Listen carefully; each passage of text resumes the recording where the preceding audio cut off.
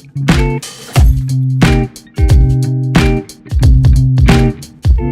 guys, and welcome to the Invar Technologies Podcast. Excited to have our guest today, Steve Sink from Touton Selection. We'll be diving into his story, a little bit about what his company does, and some engaging insights into the wine and beverage industry.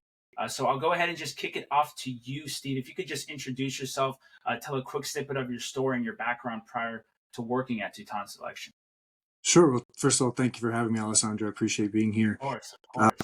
I have been in the wine business probably a little bit longer technically than the law even allowed. Around 20, I got my first sip of wine, and I think it really opened up my world while I was at Florida State in the School of Business, and they had both a hospitality program. They also had a wine class that got me interested, but I was working in restaurants and got bitten by the bug early on with red Burgundy. And at least in my mind, in the same week, I felt like I tasted a Neyer's Zinfandel from California. And when I saw those two bookends in wine, two very different wines, I thought, okay, I think I could get into this for a living. And since I was already in the School of Business and I was enjoying wine, it just became a natural fit. And that's the quick story. After that, I became a sommelier. I worked in Boston, a place called Harvest, which is in Harvard Yard.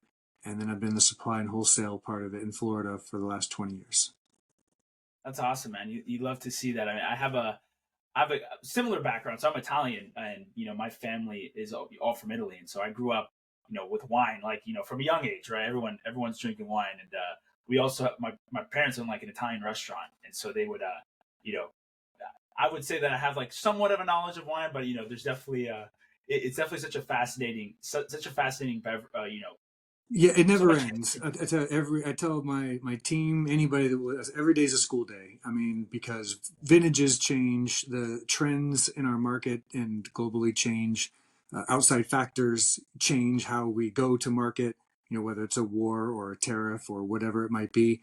So I've loved being in this business. I'm grateful to be in this business. I've seen the world on somebody else's dime, so I can't complain about that at all. And I've tasted some of the best wines in the world. And, it feeds kind of our both creative and practical side of my soul, both, the business and the art of wine.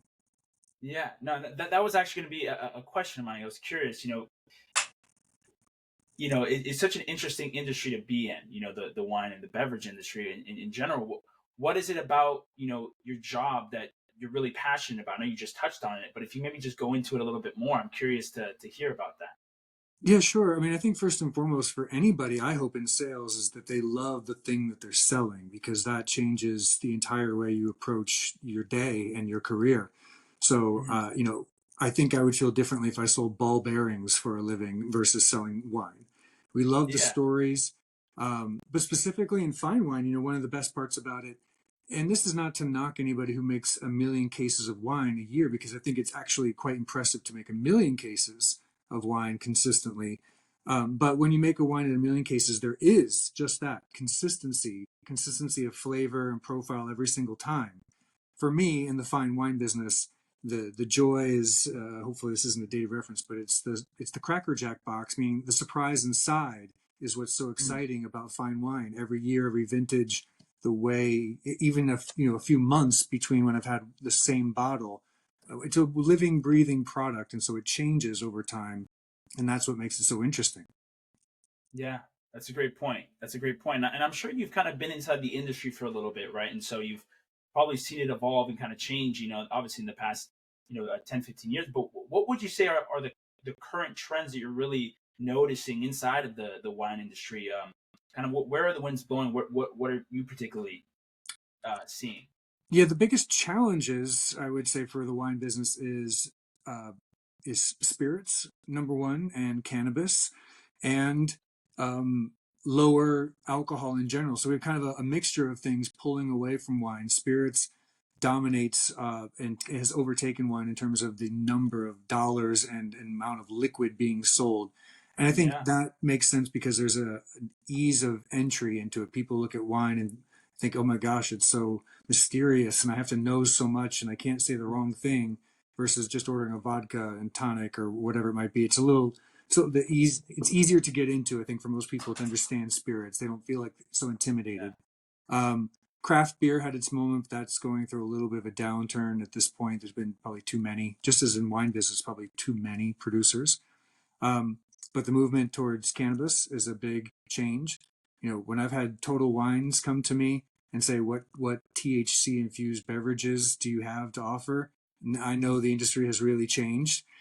So that's a new thing. And then just the general movement towards either lower or less alcohol. And whether that's for lifestyle choices, health reasons, or just because, again, they're using cannabis instead of alcohol, whatever the case might be, there's trade-offs. And so those are the biggest challenges we're facing right now. Sure. Yeah, yeah.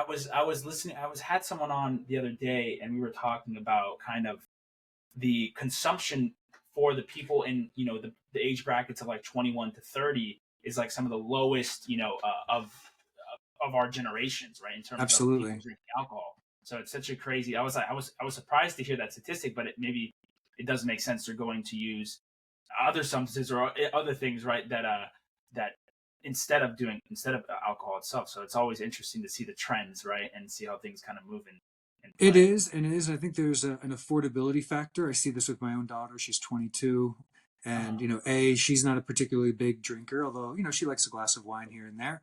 But also the dollars that it takes. When you look average bottle of wine, if we call it 12 to $14, versus maybe even a six pack of beer, or even again looking at the legalization of cannabis and things like that, and the price points.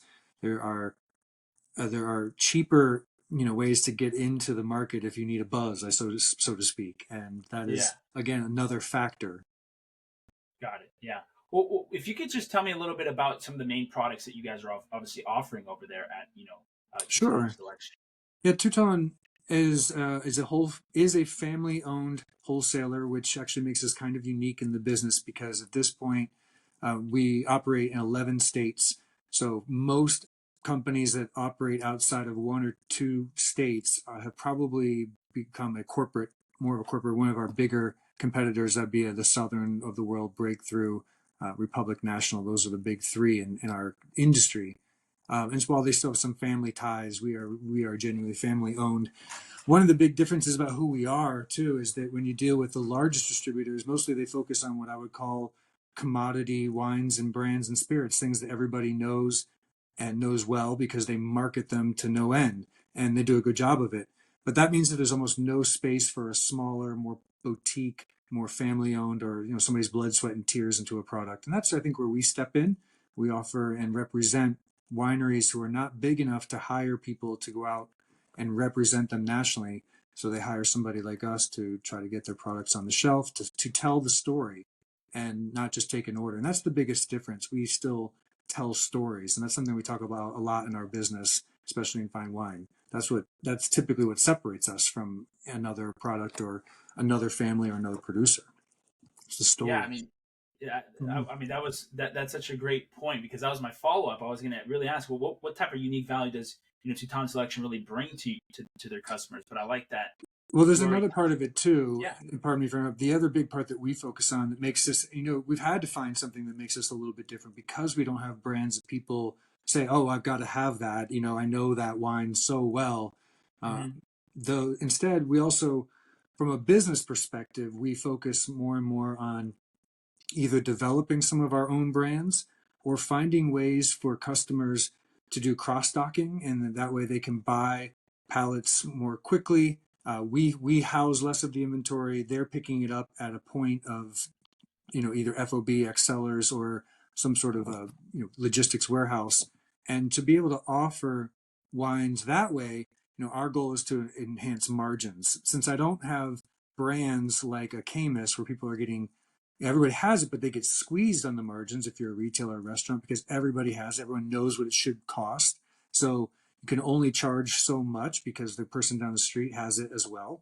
So they get squeezed on their margins. Instead, we go the opposite way. If we have lesser known brands, what we do is we offer the opportunity to maybe double your margins that you might on a more national brand. got it. Yeah, that's interesting.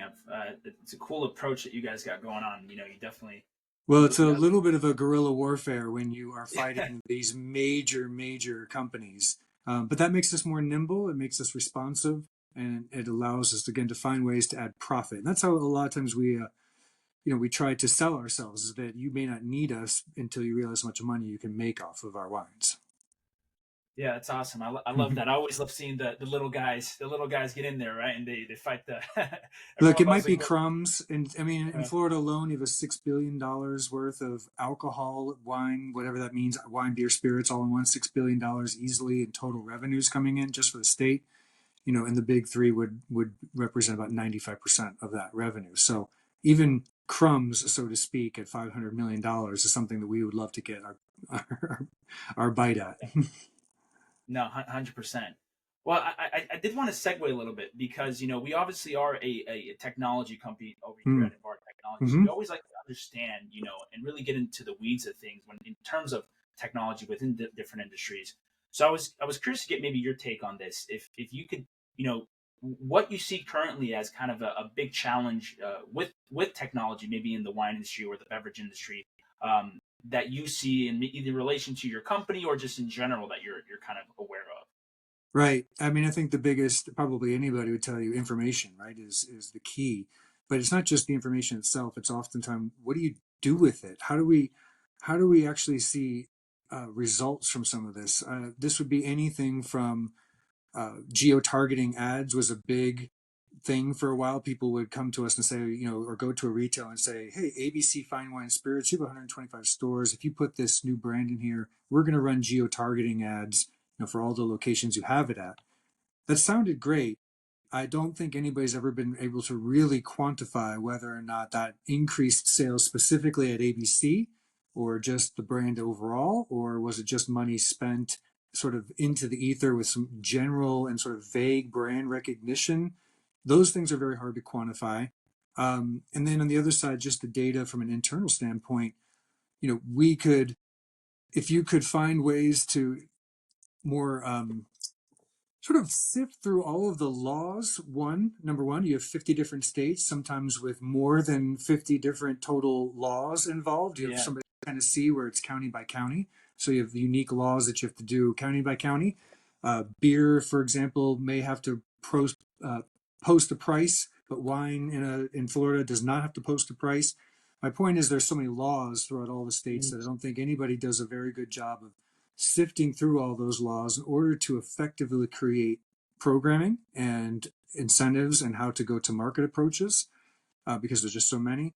But other simpler things, like I would love to be able to sequence um, leads better from Florida state government run websites. There is a sequence, I should say, of when a restaurant's going to open, certain permits have to come before other permits. But if somebody's applying for a seating license, or if they're applying for a fire hood, the extinguishing system to be authorized, then you're opening a restaurant. And you'd like to be able to get ahead of those things, because if you find out once they have the beverage license, it's too late. They've already ordered. So, Yeah. but to have a system or a piece of technology that can go in and root out, the right um, permits as they're being applied for, with the data and the contact information of who's applying for those permits. Those are the kinds of things I have not seen technology yet tackle, or maybe not successfully tackle. Yeah. They're probably tackling, but I haven't seen anybody come to me and say, I've got an app, and for a subscription amount, I will harvest all of this data for you, which would be practical, real, real data that I could do something with. And I Yeah. think that's the hardest part. There's a lot of data out there, but it's so fractionalized just due to government regulations and state by state. And then probably the archaic government websites are probably not, up to speed with a lot of modern technology. So those kinds of things, I think there's a real gap. Definitely. Yeah. And it's a great point because I think so often, you know, we use we have data at our fingertips, but we're not also sure of how to manipulate and how to really use that in context, right? And I think even being able to, I like the idea of your thought process of creating some software that can identify leads in that essence, right? Where you're looking for people who had just applied for a liquor license or a beverage license, whatever, and being able to target those people. I think that's definitely forward thinking, and I love to hear. I'm always like I like innovative ideas and stuff like that. So that's interesting that you bring that up. I did want to ask you. in terms of operating Mm-hmm. a wine business, and Mm-hmm.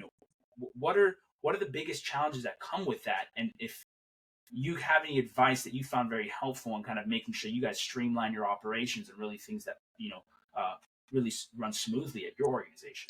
Right. I mean, logistics, I would say, is the most important part of our business. Fortunately or unfortunately, I'd love to sit around and talk about the wine, but the truth is how we get the wine, and not just how we get the wine, but how does a producer source the capsules? How do they source the bottles? How do they source the labels? Does it have to be custom, and is it going to be a wait time? Some of the challenges most recently with the war in Ukraine, for example, is maybe a lot of people don't realize, but Ukraine is one of the largest glass bottle manufacturers in the world. Now, in order to manufacture glass, you need a lot of heat. Heat came from the gas and the oil that was coming from Russia. And so you faced a problem not only where there's a shortage in bottles, but you had an issue where people who were making rosé wines, who would normally only put their wine in clear glass, of course, so you could see the color of the rosé wine, faced the Mm-hmm. problem whether or not to bottle wine in green bottles or trash their entire vintage because they couldn't get clear bottles. Or maybe you wanted to get it going, but your custom foil wouldn't be ready for 6 months because of, again, delays in supplies, logistics, etc. So now you may have a finished product, a finished wine, it's bottled, but you don't have a capsule for it, or maybe you're missing corks for it. So there's a lot of pieces that go into just before we can even get it, and every one of those would cause delays. And then every one of those, of course, just feeds into the classic containers and shipping in and of itself, which have its own problems between port strikes, etc. You never know. I guess the answer is you Yeah. never know. So when it comes to all that, I guess the point is with technology, the more we can advance our forecasting, the better we can find alternative ports or means of shipping if possible. Um, Anyway, we can save money on logistics. So, for example, we go back to cross docking here. We come up with programs where, yes, you have an everyday best price, but as soon as you buy one whole pallet in one drop, we can drop everything $1 a bottle, just because of the savings of logistics of dropping off one large 56 case pallet at once. So that can be a significant savings for both the retailer and the consumer over time. So in the end, again, it really comes down to, if we get fuel surcharges or if we get delays, all of these costs, they all come back to logistics. And that Yeah. is, and that's more than a computer program. Most purchasing programs are excellent at telling you what already happened. They're not so great at telling you what's going to happen and predicting future trends. I mean, they look at past trends to forecast future trends, of course, but even then, the best, computer models are just guessing. Yeah. Yeah. You know, I know this is obviously it's always an opinion based question, right? And some people may disagree on certain nuances within what type of mindset is really needed to be successful at a certain position. But I wanted to get your opinion. I know you are the general manager. You know, what type of mindset is really needed in your opinion to be that successful general manager in a wine business? Somewhere between flexibility and standards, I suppose, because making sure that we have so many products in a book, and everybody does. All wholesalers probably deal with the issue of having too many things to focus on. There's too many brands, so and they all want attention. So certainly prioritizing, but not to the point where nothing is a priority because everything is a priority. Mm-hmm. You do just have to be able to say no to certain things, certain opportunities in order to keep your partnerships in place and happy and have those have meaning. And when you have so many people, I think for me, I've got 20 people running around a large state.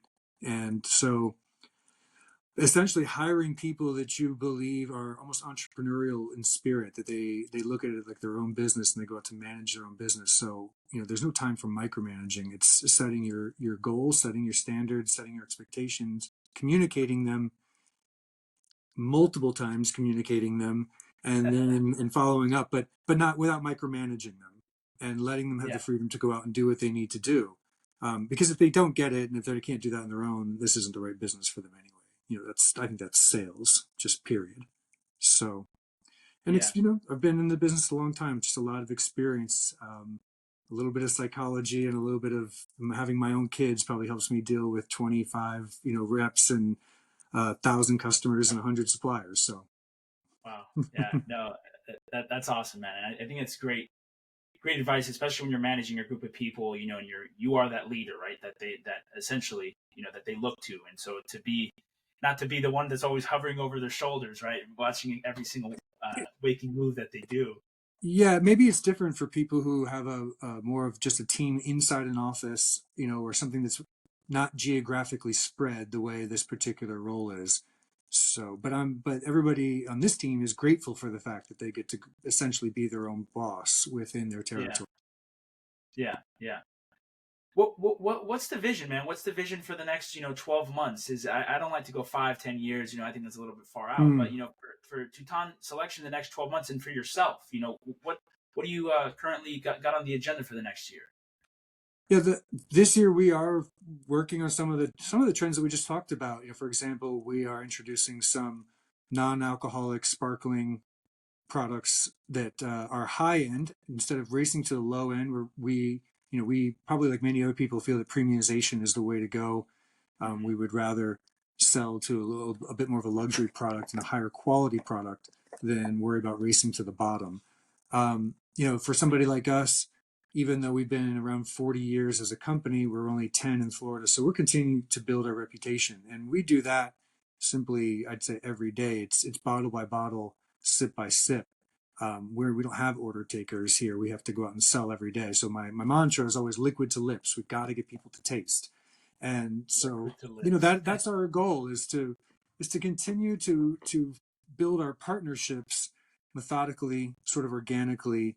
We want to force them and not take on too many of them. I think, we look at it, we have a little bit more of everyone's seen the movie Jerry Maguire, I'm sure, at this point, and we probably have a bit more of the approach of less clients is better. We don't need to be the right person for everybody. We need to be the right person for our partners and commit to those. So, um, we're seeing a big change. Restaurants are recovering, I'd say, from COVID nicely. There's been some ups and downs since COVID started. Too many opened after COVID, and some of them didn't make it, of course. Retailers continue to be strong. I'm looking to expand ourselves into the export aspect, Caribbean, US, as we can do a lot of business in the Bahamas, things like that, export our wines there. So we'll just continue to slowly, methodically grow and be different than our biggest competitors out there. Not try to, what's best for the customer is what's best for us, as opposed to the other people out there that have goals, 30 goals in 30 days. If you don't make 70%, you're fired. That's the Southern Glazier's way of doing business, which forces customers to take things and for reps to ask for favors that they wouldn't normally ask for. And we can look ourselves in the mirror every night and say we don't do that. We play a clean game. It's a longer haul, but it's a clean game. So Yeah, no, I love that. I love the vision. I love what you guys are currently building. It definitely sounds like something special to be a part of, and I can tell the passion that you have when you obviously speak about it. So I'm excited for you and the company. I did yeah, want to yeah, ask. it's a great time. It's Yeah, a great. I love what I do. I love the industry.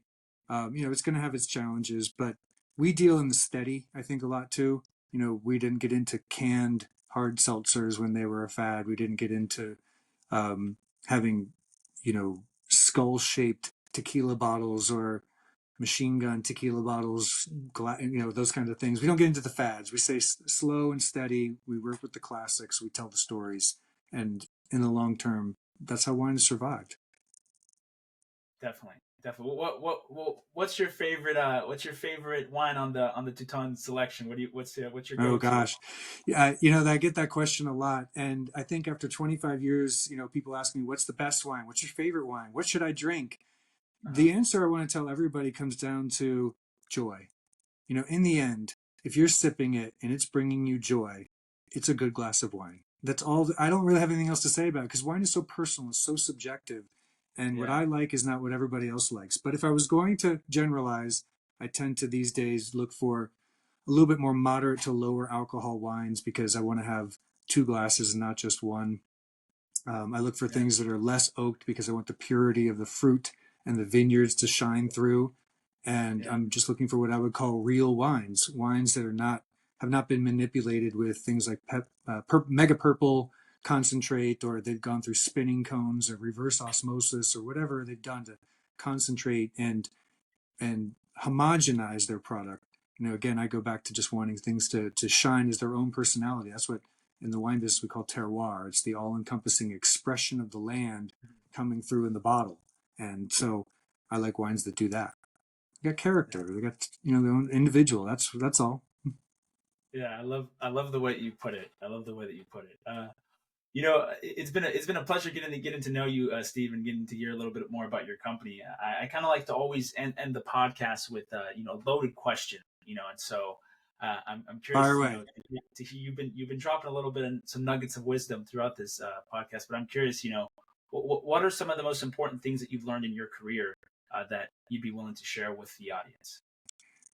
I'd say, one of the most important things, and it's an old cliche, I suppose, but it has a lot to do with relationships. It has a lot to do with treating people at the lowest level, so to speak, at an entry level, like they are the CEO. Because as I found in this business, the entry level wine clerk today, 10 years from now, is the buyer at a very prestigious place. And so our circles are small.